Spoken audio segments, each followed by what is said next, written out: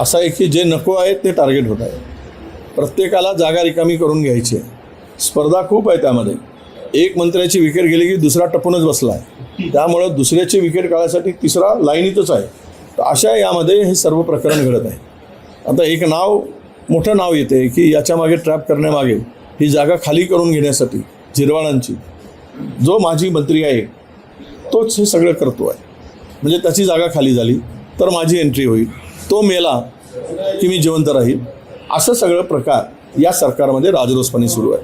मी कालच बोलताना म्हणालो की जर पेन ड्राईव्ह समोर आला तर त्या ठिकाणी किमान 3 विकेट मंत्र्यांचे पडतील. त्या अशा म्हणजे गंभीर स्वरूपाच्या त्यामध्ये व्हिडिओ क्लिप आहे. ते जर पुढे आले तर ते त्या पदावर राहू शकणार नाही. चाकणकरांनी पाय धुतले तर त्यांना आपण काढून टाकलं, पण त्याच्यापेक्षाही विचित्र अशा क्लिप त्या पेन ड्राईव्हमध्ये आहेत.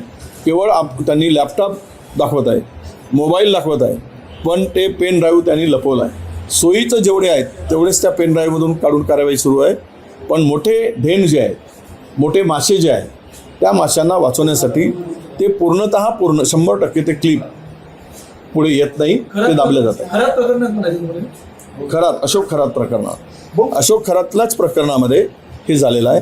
आणि यामध्ये तर मंत्री ते सापडलंच आहे. तर त्याची चौकशी होईल नेमकं काय आहे. आणि तो त्या शासकीय वसतिगृहात हे सगळा प्रकार आहे. म्हणजे शासकीय वसतिगृहाचा सुद्धा वापर त्यांनी त्यासाठी केलेला आहे, म्हणजे गैरवापर केलेला आहे. आणि हे खरं असेल तर हे वाईट आहे. त्या पदावर राहून अशा पद्धतीनं वागणं हे आता त्याची विकेट काढतात की त्याला पुन्हा टीममध्ये ठेवतात, याचं उत्तर मुख्यमंत्री देऊ शकतील.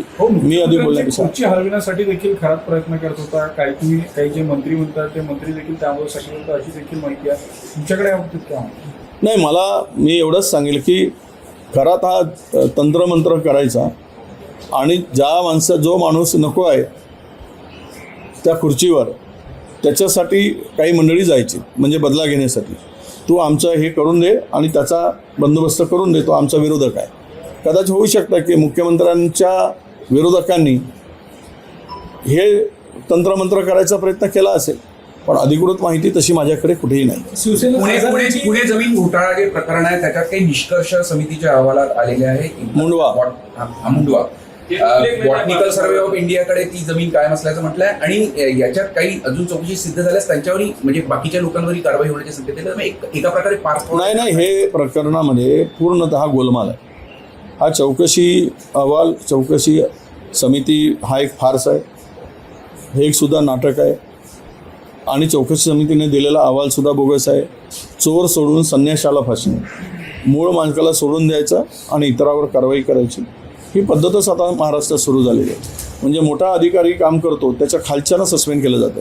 काल मी सभागृहामध्ये परवाच्या दिवशी बोललो की लहान माणसाला सस्पेंड केलं जातं आणि मोठ्यांना मात्र सोडून दिलं जातं अधिकाऱ्यांच्या संदर्भात सुद्धा.